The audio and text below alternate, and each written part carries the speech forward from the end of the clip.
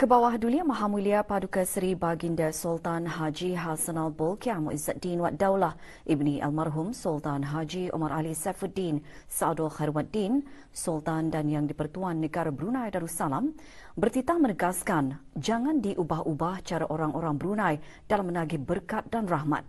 Baginda juga mengingatkan agar kewajipan berjaga-jaga sewajarnya diteruskan kerana tiada siapa yang dapat meramalkan bilakah wabak coronavirus akan berakhir dan dunia bebas daripadanya. Justru baginda menekankan mengenai mustahaknya semua kegiatan harian dilakukan secara berhemah.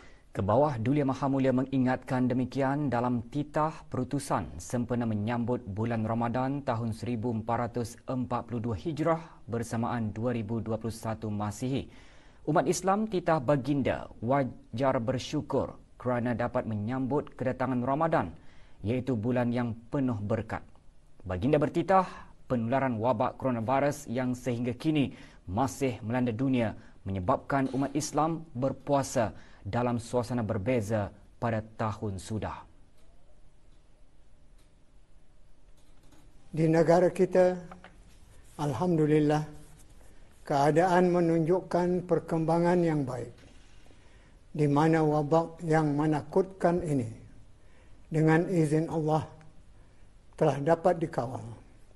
Ini semua sudah tentu akan menjadi berita gembira kepada umat Islam di negara ini, khasnya untuk melakukan ibadat puasa dalam suasana lebih selesa.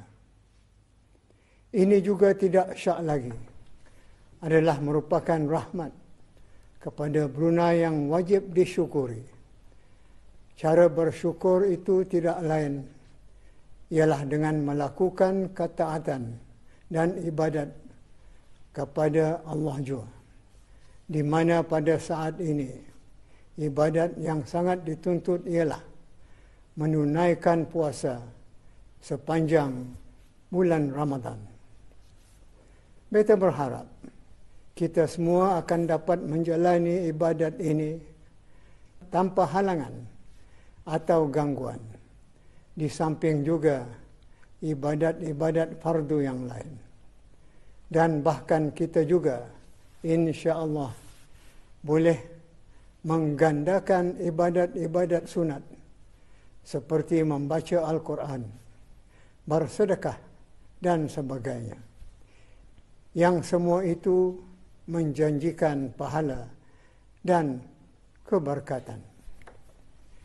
Inilah cara kita orang-orang Brunei dalam menagih berkat dan rahmat. Sayugia cara ini jangan ia diubah-ubah. Dalam titah, Kebawah Dulia Maha Mulia memperingatkan kebiasaan baru wajar diteruskan demi keselamatan dan kesihatan. Ini kerana tegas baginda, kesihatan sangat penting, khasnya bagi tujuan kita menjalani ibadat puasa. Bagaimanapun, sebagai mengambil kira situasi yang ada, semua kegiatan harian kita masih saja perlu untuk mematuhi SOP yang telah ditentukan. Jangan diabaikan langkah berjaga-jaga selama mana keadaan memerlukan. Kita tidak pasti bilakah wabak ini akan berakhir dan dunia bebas daripadanya. Tidak siapapun yang dapat meramalkannya. Oleh itu, kewajipan berjaga-jaga itu sewajarnya lah diteruskan. Semua kegiatan harian kita mustahak dengan berhemah, iaitu ketika berkumpul, beriadah, membeli belah di tempat-tempat awam seperti pasar dan lain-lain. Jika peraturan untuk mematuhi SOP masih berjalan, maka hendaklah ia diikut. Kita wajar teruskan kebiasaan baru untuk keselamatan dan kesihatan. Kesihatan sangat penting, khasnya bagi tujuan kita menjalani ibadat puasa. wajar bagi kita berazam untuk berpuasa genap sebulan, insya-Allah.